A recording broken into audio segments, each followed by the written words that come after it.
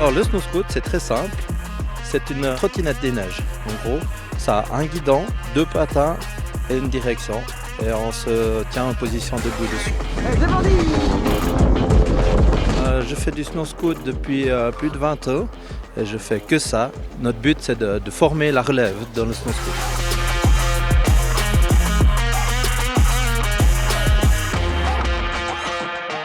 Ce qui me passionne là-dedans, c'est la liberté. Donc on n'a pas les pieds attachés, on a des chaussures souples. Alors, moi, je faisais beaucoup de snowboard.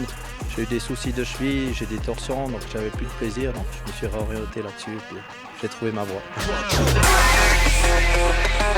C'est la camaraderie, l'esprit de groupe, le partage et puis la transmission de la passion, pouvoir développer différents autres domaines tels que le freestyle, le border cross, pouvoir développer cette discipline.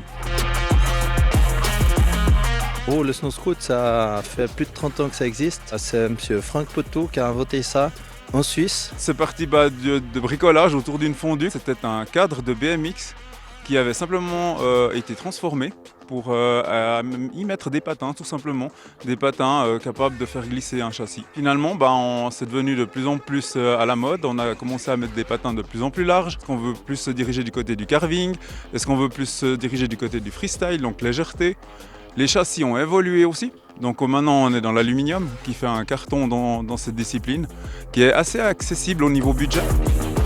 On peut en faire, mais à condition de regarder quelles sont les stations qui nous accueillent. À l'heure actuelle, on a Les Uns qui est hôte d'accueil, on a les Creusets qui nous acceptent, on a le Val d'Anivier, on a Crans-Montanaig. Le mieux c'est quand même de poser la question avant de se déplacer.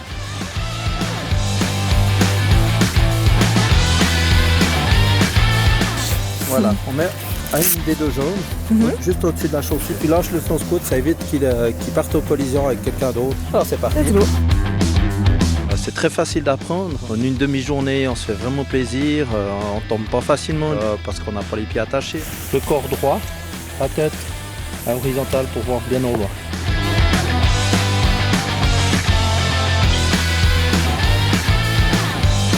Alors j'ai testé le snow scoot. C'est pas très facile de trouver son équilibre au début parce qu'il faut réussir à tenir sur un quart mais en ayant les deux pieds dans le même sens. De ce sens-là, on va freiner comme ça. Si on est de l'autre sens, on va freiner comme ça. C'est surtout une question de confiance en soi. En fait, il faut pas trop réfléchir, je pense, pour pouvoir faire des mouvements fluides. Malgré le fait que j'ai un peu d'appréhension et que ça m'a freiné, j'ai pu voir qu'en l'espace de 15-20 minutes, j'ai déjà pu progresser un peu. Donc je pense que c'est un sport qui s'apprend très vite.